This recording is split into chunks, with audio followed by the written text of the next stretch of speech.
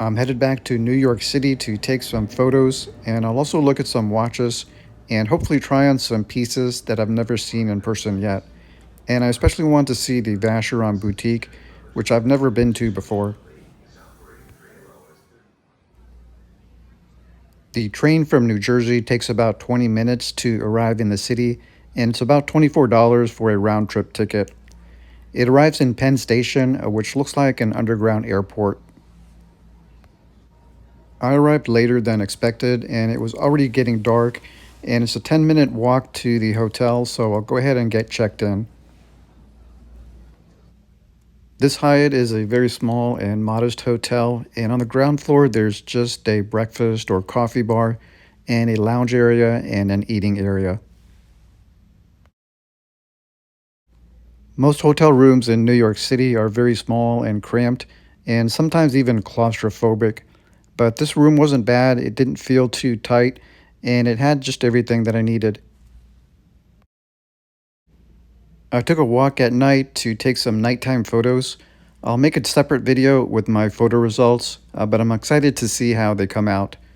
I'm wearing the 5226G today, and this is just a great watch. I think one of my favorite watches to wear. It's so inconspicuous, no one will notice it, but it feels so great to wear it on the wrist. And I think this is completely safe to wear in New York City. I don't think I'm going to get robbed for this watch. I took a walk first thing in the morning, and very early in the morning, New York is pretty peaceful, and there weren't many people outside yet.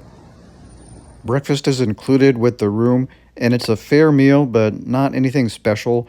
I asked for just a plain egg white omelet, but the eggs were still a little bit greasy, and the other items did not have that much flavor, but the orange juice was good.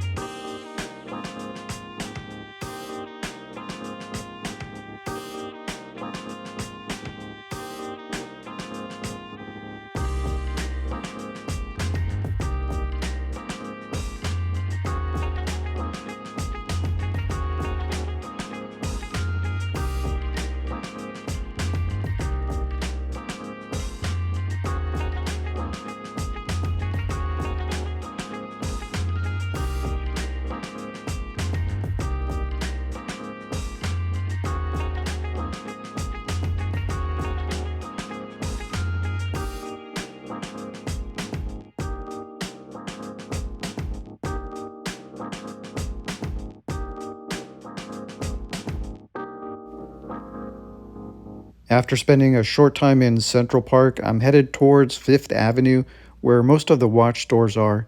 Most of these you do not need an appointment, you can just walk in. So I'm starting on a weekday morning, so hopefully it won't be too busy. Most of the stores will offer you a coffee or a water, but I almost always politely decline because I'm usually not planning to stay very long. Vacheron has its own boutique, which is located right next to Breitling, but they're also available at Watches of Switzerland authorized dealer. The space inside looked small, and there was only one other customer there when I arrived. I asked to see the overseas self-winding, and then they asked if I wanted to see the steel one or the gold one. I said I would like to try on either one of them, and then she said that they have neither one available to try on. The only overseas they had available to look at was this tourbillon in rose gold, and this is a great looking watch. A great looking dial, a beautiful blue color, good proportions on the case, and a very high quality bracelet. But the size is 42.5 millimeters, and it was just too large on my wrist, so I would not be able to wear this because of my small wrist. And I believe the steel version of the overseas is 41 millimeters, so that would also be too large for my wrist. So unfortunately, it does not look like that'll be looking into Vacheron anymore.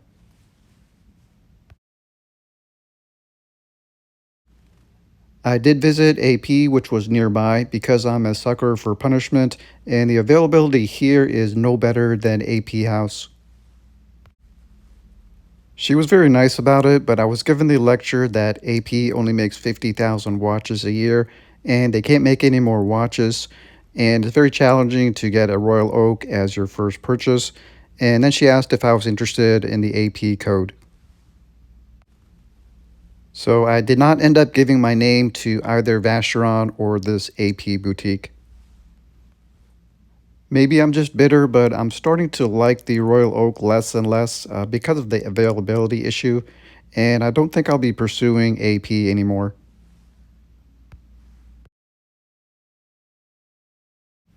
The Tiffany store has a very nice Patek Philippe boutique on the seventh floor, and they usually have a larger selection of exhibition pieces than my authorized dealer. So I was able to try on several pieces that I've never seen in person before, just to get an idea about sizing.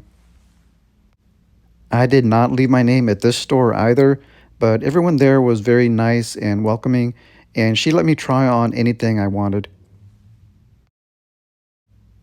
For the Nautilus, they only had the leather strap version on display and a few versions of the ladies' Nautilus, which was slightly too small for my preference. But this Aquanaut seemed like a good size for my wrist. Bucherer has a very large store nearby with two floors. They carry Rolex, Tudor, Patek Philippe, Omega, IWC, and a lot of different brands. The staff here didn't seem that welcoming, even though they weren't busy. I think the only two people that approached me was the Tudor guy and the bartender. I asked to see the Tudor Black Bay 58 with the Coke bezel, but they did not have any for display. So I did not try on any watches in this store.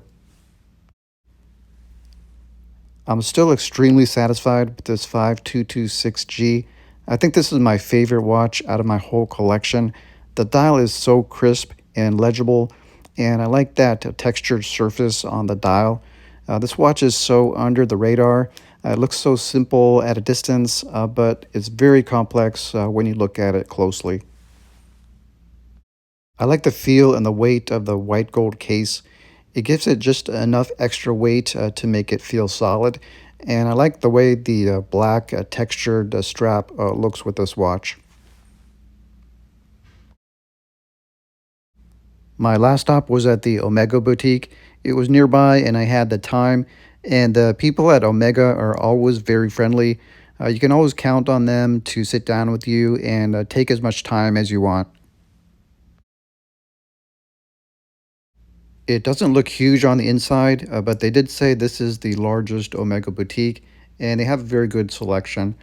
And I was very tempted by this Speedmaster 38 millimeters, but in the end, I talked myself out of it. Actually, there was one other place that I visited.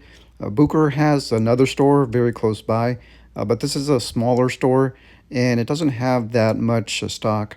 It does have a Rolex, but I did not try on any watches at that store. For some reason, Joe's Pizza had a huge line out the door.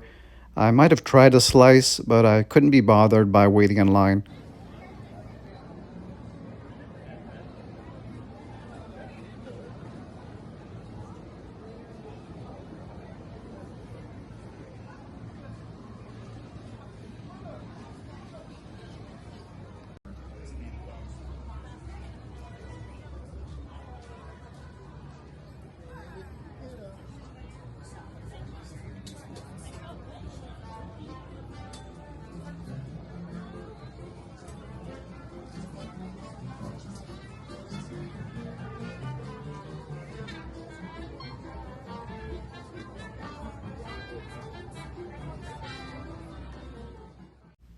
I'm at an outdoor rooftop bar to take some photos and look at the view.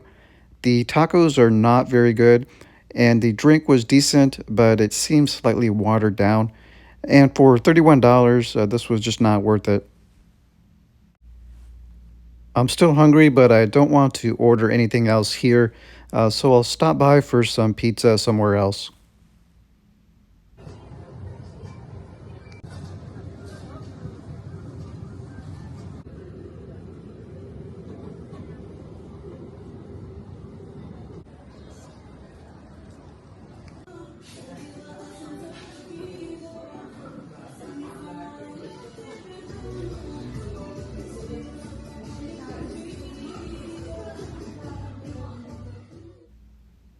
Breakfast today is an egg white omelet with spinach and mushrooms, and this was a better meal than yesterday.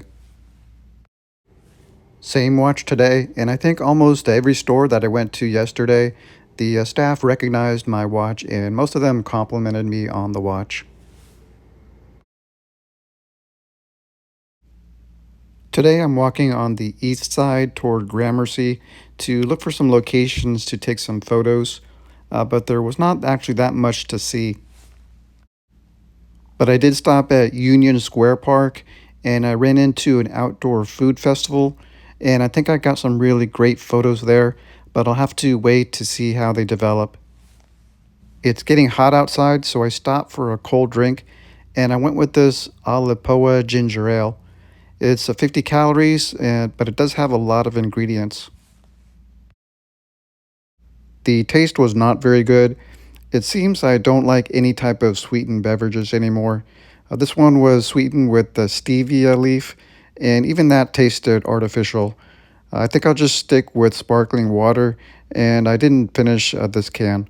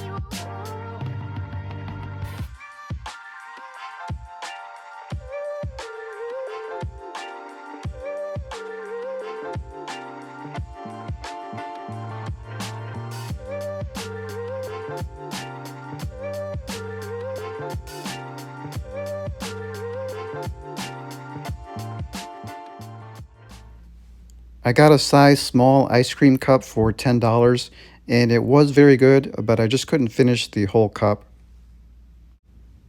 This video is getting very long, so I think I'll do a part 2 of my New York City trip. I did bring another watch with me, so I'll feature that in my next video. Let me know in the comments, do you like the long form videos, or would you rather me shorten up the videos?